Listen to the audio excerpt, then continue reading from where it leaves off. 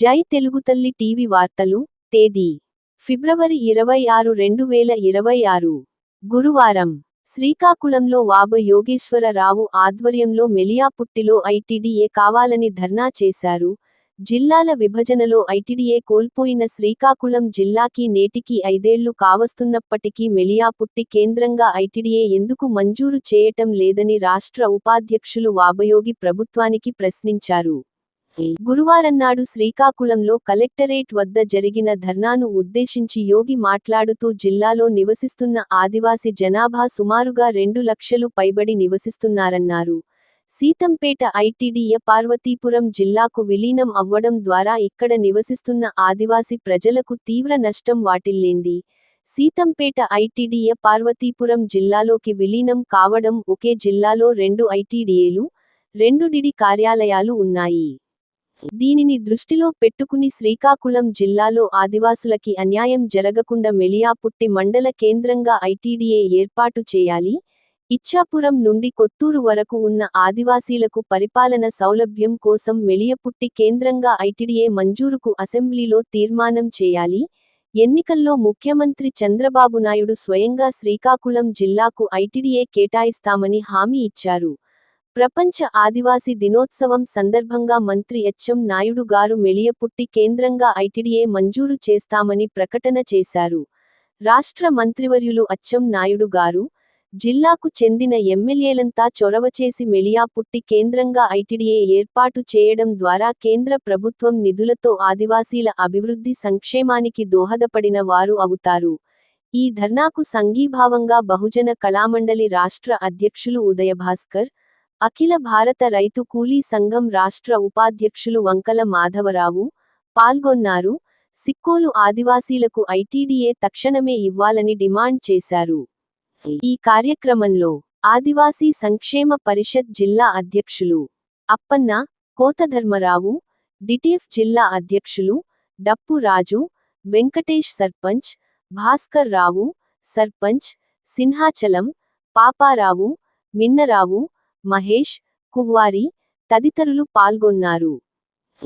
మెలియాపుట్టి కేంద్రంగా ఐటీడీఏ మంజూరు చేయాలి. మెలియాపుట్టి కేంద్రంగా ఐటీడీఏ మంజూరు చేయాలి. ఐటీడీఏ సాధనకై పోరాడదాం. ఐటీడీఏ ఇచ్చేంత వరకు పోరాడదాం.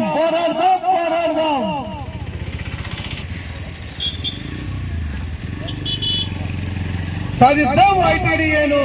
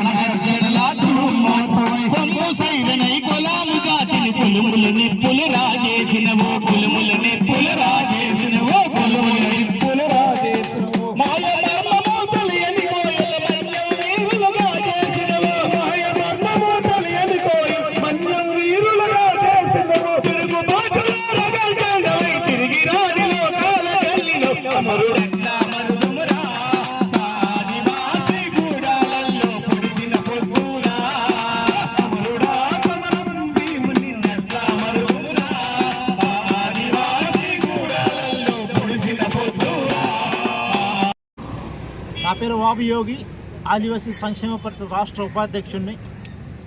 జిల్లాల విభజన జరిగి నేటికి 5 సంవత్సరాలు అయినప్పటికీ కూడా శ్రీకాకుళం జిల్లాకి తీవ్ర అన్యాయం చేశారు ఈ ప్రభుత్వాలు.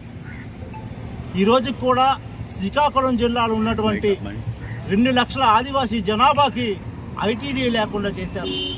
గతంలో ఇదే శ్రీకాకుళం జిల్లాలో పెద్ద ఎత్తున ఉద్యమాలు జరిగితే ఆ ఉద్యమాల మీద ఈ రాష్ట్ర వ్యాప్తంగా 9 ఐటీడీలు ఏర్పడితే, అలాంటిది ఈరోజు శ్రీకాకుళం జిల్లాకి ఐటీడీ లేకుండా చేయడం చాలా దారుణం. ఇప్పుడే గత నుంచి ఏదైతే జిల్లాల విభజన జరిగిందో ఆ విభజన జరిగిన నాటి నుంచి నేటి వరకు 5 సంవత్సరాల నుంచి ఉద్యమాలు చేస్తూ ఉన్నాం.